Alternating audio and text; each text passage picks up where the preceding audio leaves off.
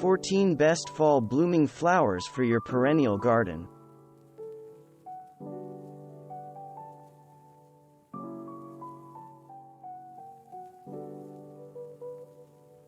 You might be familiar with the spring-blooming crocus, but this little beauty does not put on its show until fall. Autumn crocus grows best in partial shade, and a little dampness is welcome. It grows only a few inches tall and makes a wonderful carpet scattered under trees and along walkways. For healthy plants, reduce watering in midsummer when the foliage starts to die back and yellow, and resume watering to keep the soil moderately moist in the late summer when the foliage gets green again. Balloon flower is in the Campanulaceae family, but its flowers are a bit more dramatic.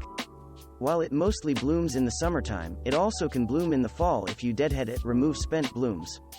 It starts off as a puff or bubble and pops open when it is ready to bloom. Balloon flower is a profuse bloomer, and the plants spread slowly, filling in without becoming a nuisance. Other than cutting the plants back in the spring or fall, virtually no other maintenance is required. Stonecrop comes as close to perfection as any plant can. It looks good all year, requires minimal maintenance, and attracts few problems. The only drawback of Stonecrop is it's not deer resistant. The Autumn Joy cultivar has been joined in the garden by fall bloomers, such as Bertram Anderson, Brilliant, and Matrona. Pruning your plant in early July can encourage bushier and sturdier growth. Many gardeners are familiar with annual sunflowers, which can grow up to 6 feet tall and display plate-sized flowers. But Helianthus is a large genus of flowers that can be perennial and bloom toward the end of the season. The perennials generally produce smaller daisy-like flowers than the annuals. But there will be plenty of them, and they won't topple over like the large annual sunflowers tend to do. Maintenance is fairly low for these plants, but you should keep them well watered and use fertilizer if you have poor soil. The Coreopsis genus is home to many popular garden plants. Most bloom periodically throughout the summer season. But if you prune back your plant after it flowers, it will put on a glorious fall floral display. Bees and butterflies tend to love the daisy-like blooms. Most diseases and pests avoid the plant. Watering usually isn't essential unless you go for a long stretch without rainfall. Chelone lyonii got its common name from its blossoms, which are shaped like turtles' heads. It is a fall-blooming perennial that does not handle excessive dry heat well. But it is perfect for a damp area in your garden. Turtlehead is not unruly. It grows in a dense clump with attractive foliage and flowers that bloom for weeks. You can prune it lightly to shape it in the late fall or spring. The blue mist shrub is often grown in the perennial garden and typically blooms in late summer or fall. It slowly opens its blossoms with dazzling flower clusters that butterflies and bumblebees love. The blue mist shrub should be cut back in early spring to maintain its size and shape and to remove any dead or diseased portions. The plant blooms on new wood, and the gray-green foliage is attractive all season.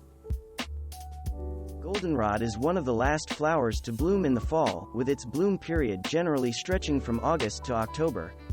There are more than 100 species in the goldenrod family.